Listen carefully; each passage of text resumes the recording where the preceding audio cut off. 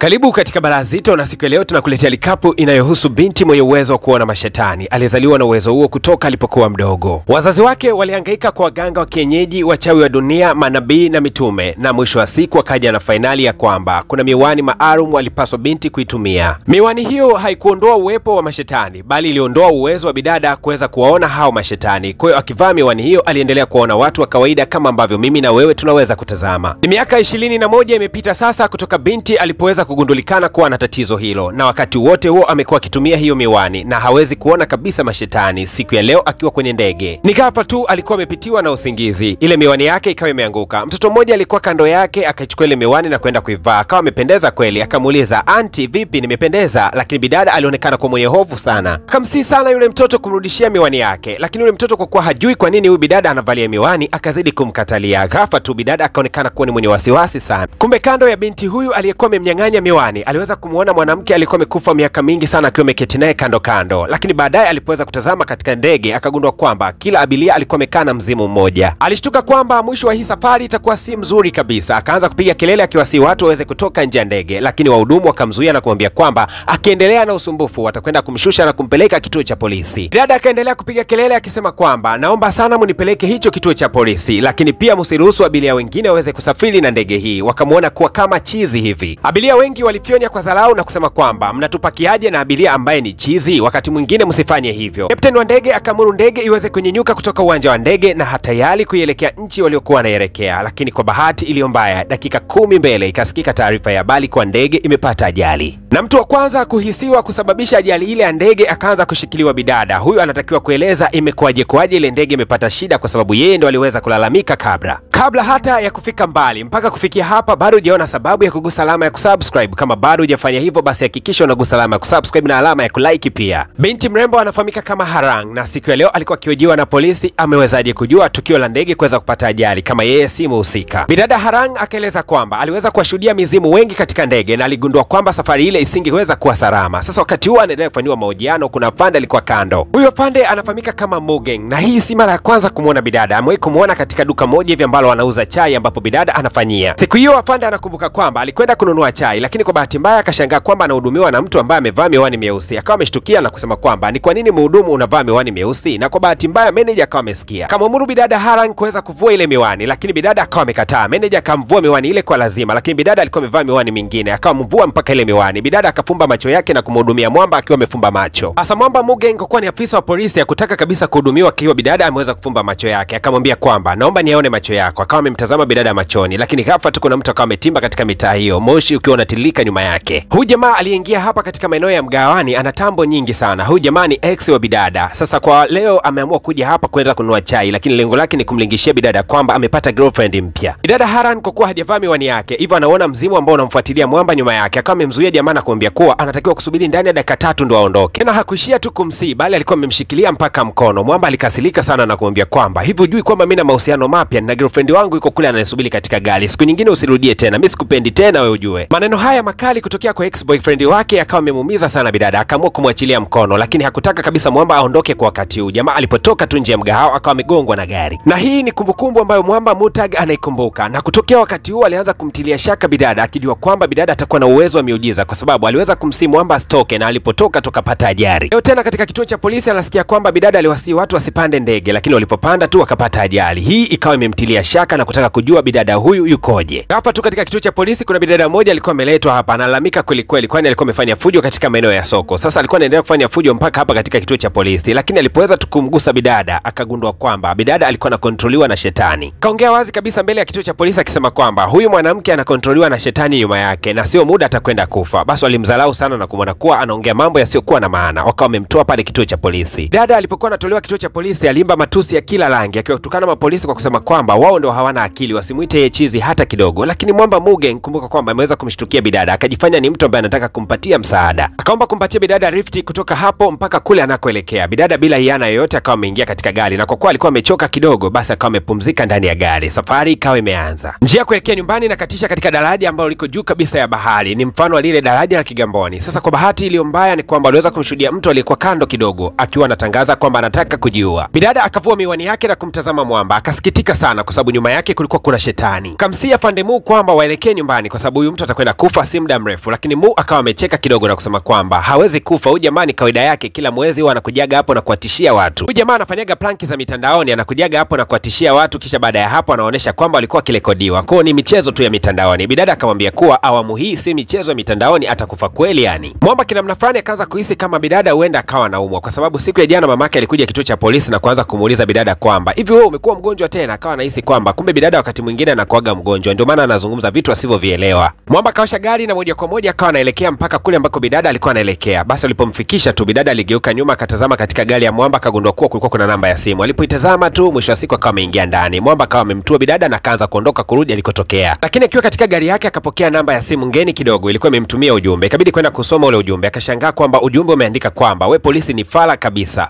Ni nani ambaye ananitukana? Basi bana Mwamba akawa amepotezea na kuendelea na safari zake. Sasa ila anakatisha tu katika lile daraja la Kigamboni, mahali ambapo alikuwa amepita dakika kadhaa zilizoweza kupita. Akashangaa kumwona kwamba yule jamaa alikuwa anajitupa katika bahari. Akasadiki maneno ya bidada kwamba siku ya leo ilikuwa ni mwisho wa maisha ya Mwamba. Pande hakuamini kabisa kwa sababu Mudong ni mtu maarufu sana na amekuwa akifanya hizo planki kwa muda mrefu sana. Na bidada alimwambia kabisa kwamba jamaa siku ya leo utani anaofanya atakwenda kufa kweli ujue. Pande Mubag alijilaumu sana kwa kutokuchukua hatua za awali pindi ambapo bidada alikuwa amemwambia tahadhari ile. Akajilaumu sana na hapa alijikuta tu anajihisi hatia katika tukio hili. Kuanzia sasa akafungua kurasa rasmi na kutaka kumfuatilia bidada ni nini ambacho kiko nyuma ya pazia, kiasi ambacho anaweza kagundua jambo linalokwenda kutokea mbele. Akawa anakumbuka kwamba bidada huwa anaogelea hata na miwani. Jamaa akiwa analia sana, haamini yote aliyoweza kutokea. Akatimba kwa bidada nyakati za usiku, kisha akampa taarifa kwamba yule jamaa ameweza kupoteza maisha. Bidada akamwambia kuwa nilikuonya kama afande uchukue hatua lakini ukagoma. Lakini pia nikakutumia ujumbe katika simu yako nikisema kwamba wewe ni afande fala sana. Umeshagundua kwamba ni mimi nilikuwa nimekutumia ule ujumbe, nilichukua namba mbele ya gari yako. Alafu akamtukana sana Mwamba akimwambia kuwa toka mbele yangu takataka mkubwa wewe. Jamaa akawa anataka kumzuia bidada, anakuambia kwamba usirudi ndani, ila naomba tushirikiane katika jambo moja. Na jinsi hatia katika hili tukio, naamini kupitia wewe kuna mambo mengi itasaidika. Bidada akamjibu Mwamba kwa dharau, hebu nitokee hapa, chana na mimi. Kisha akawa ameondoka zake. Chake bidada bana akawa amevaa miwani yake, kisha alipoweza kutoka nje akawa amevua. Akaanza kutembea tembea katika maeneo fulani hivi ya masoko. Wakati wa mwanzo hakuwa kama vile anaona mashetani, lakini dakika chache mbele akawa ngundua kwamba kuna shetani alikuwa amemvizia mama na mtoto. Akanyanyua mikono yake na moja kwa moja akakigusa kile kivuli ambacho kilikuwa ni cheusi. Na baada ya kukigusa kivuli hiki akagundua chanzo cha kifo cha hichi kivuli. Akagundua kwamba alikuwaga ni mwanamke mmoja ambaye alifiaga hospitalini akiwa anaumwa vidonda vya tumbo. Akiwa anatoka pia katika maeneo hayo ya masoko akawa amekutana na jamaa mmoja hivi ambaye nyuma yake anaonekana kufuatiliwa na kivuli cheusi. Lakini huyu mtu alimtilia huruma sana. Mwisho wa siku akawa amemwita huyu mtu na kwenda kukaa naye pembeni. Hapa tu akamwambia mshikaji kwamba kama ukilala na mimi kwa usiku mmoja, kwa maana ya nyumba moja tukilala pamoja mpaka pakakucha alfajiri, basi na kuahidi kwamba pesa hizi zote mbele yako zitakwenda kuwa za kwako. Mwamba alikasirika sana, akaanza kumwambia bidada kwamba hivi umeona kwamba mimi ni mwanaume ambaye najiuza hivi, dada mbona unanidharau kweli kweli? Akamrudishia pesa zake na kumwambia kuwa kaa mbali sana na mimi. Bidada akasema poa tu bana, akawa ametoka na akamwacha jamaa. Lakini akawa anakumbuka ni kwa nini alikuwa anamfuatilia huyu jamaa. Kumbe wakati ule anapishana naye alikuwa amemfuatilia na kugusa katika kile kivuli. Akagundua kwamba jamaa kifo chake kitakuwa ni cha kujitupa katika gorofa. Tena kifo chenyewe hakitatokea siku nyingine zaidi ya siku ya leo. Ni kwamba Mwamba atajitupa katika gorofa siku ya leo. Na ndio maana bidada akawa amemnunua Mwamba kwa kusema kwamba anatamani siku ya leo aweze kukaa naye mpaka pakucha alfajiri. Kumbe alikuwa anataka kumwepusha na kifo hichi cha kujitupa katika gorofa. Bidada akawaza atamsaidiaje huyu jamaa kuepukana na kifo cha kujirusha katika gorofa. Mtu pekee ambaye alikuwa amemfikiria ni yule polisi fala ambaye anafahamika kama Mugeng. Kitu ambacho bidada alikuwa afahamu kuhusiana na Mugeng ni kwamba Mugeng anapitia stress kubwa sana za kimahusiano. Wakati mwingi msichana wake amekuwa akimfumania sana na picha zinazoonyesha kwamba ana mahusiano na watu wengine. Lakini Mwamba licha ya yote anayofanywa na huyo mpenzi wake, imekuwa ngumu sana kwa yeye kumove on. Amekuwa akitishia tu na kusema kwamba siku nitakayokuja kudhibitisha mbele ya macho yangu kwamba unanisaliti na kwa pia kwa nitakuacha. Kisha jamaa akawa anaondoka. Kutokana na stress za mara kwa mara, Mwamba Mubag amekuwa ni mtu mwenye stress na wakati mwingi amejikuta analewa sana. Kwa anaingiaga kazini mpaka wakati mwingine akiwa amelewa. Dada Haran bado anaendelea kumzuga yule mtu ambaye anakwenda kujiua kwa kujitupa katika gorofa. Akakumbuka kwamba afande Mubag siku ya jana alikuwa amemuomba kuweza kushirikiana naye, lakini yeye alikuwa amemtolea kavu. Moja kwa moja akampigia simu na kumwambia kwamba niko tayari kushirikiana na wewe kwa sababu siku ya jana ulikuwa umeomba tuweze kushirikiana. Nataka uje mara moja hapa katika eneo la hoteli, kwani kuna mtu ambaye dakika chache mbele atakwenda kujitupa katika gorofa na atapoteza maisha yake. Sasa kwa sababu Mwamba Mubag ana stress nyingi sana za mapenzi na amelewa pale ofisini, akawa amemjibu bidada shiti na kumwambia kwamba mimi siko tayari kushirikiana na wewe na wala huyo mtu kama anataka kujua si afe tu. Bidada akaongezea kwa kumnunulia Mwamba chakula cha gharama, huko anamlazimisha na kumuomba kwamba anaomba siku ya leo tu waweze kushinda kwa pamoja. Mwamba kaanza kuishi kama kwamba bidada labda ni kama vile ana kitu fulani kinachomsumbua kwenye mwili wake, anatakiwa kukatwa hamu. Kaanza kumlalamikia bidada bidada akisema kwamba mimi ni mtu mzima bana, tafuta vijana wenzako ukaweza kufanya nao hayo mambo, mimi sitaki kabisa ufanye mambo hayo na mimi ni mtu mzima bana, niheshimu bana. Lakini bado bidada akazidi kumngangania mwamba akimwambia kwamba naomba ubakie na mimi, bakia na mimi tafadhali bana, bakia na mimi. Lakini mwisho wa siku bana, wakati wanaendelea kutoka hapo, mwamba anazidi kukimbia akakutana na Mubag pale nje. Dada alifurahi kweli kumuona Mubag, akasema kwamba naomba huyu jamaa muweze kumkamata na mumpige pingu. Kweli kabisa bana, wakawa wamefanya hivyo, wakawa wamemkamata jamaa na wakampiga pingu. Kwa kufanya hivi walikuwa wamemkomboa sana huyu jamaa maisha yake. Lakini bidada bado aliendelea kubakia na mawazo sana, kitu ambacho kikamsababisha Mubag aweze kumuuliza, je, kuna tatizo jingine tena? Akasema tatizo bado ni kubwa, kwa sababu huyu mtu wakati anataka kujirusha katika ghorofa, kuna mtu ambaye alikuwa anamlazimisha huyu mzee kuweza kujiua katika lile ghorofa, na kwa bahati iliyo mbaya zaidi alimwambia huyu jamaa aweze kuchagua, je, mke wake aweze kufa au yeye jamaa ndo aweze kufa. Jamaa alichagua kufa. Kwa lugha nyepesi ni kwamba kwa sababu tumeweza kusaidia maisha yake jamaa hataweza kujiua siku za mbeleni. Kwa lugha nyepesi ni kwamba mtu atakaye kwenda kufa kwenye nafasi ile basi atakuwa ni mke wake. Bwana, unadhani watafanikiwa kwenda kuyakomboa mauaji ya mke mtu yasiweze kutimia, na itakuwaje kwaje? Mwamba kumbuka mpaka dakika hii ametimba katika eneo hilo akiwa tayari amelewa. Nikukumbushe tu kwamba tukutane katika balaa hili katika episode ya pili. Sheria yetu ni ile ile, kila tunapofikisha like 100 basi natoa episode ya mbele yake. Haijalishi ni mida gani itakapokuwa imefikia, hata ikifika mida ya saa 8 ya usiku basi natelemsha episode ya pili. Na ili tuweze kufikia hapo basi fanya chap share linki kwa mashikaji zako, lakini pia dondosha alama ya comment na kulike pia, lakini pia wakumbushe wadau ambao bado hawajalike kuhakikisha kwamba wana like ili tuweze kufikisha like 100 na tuweze kutelemsha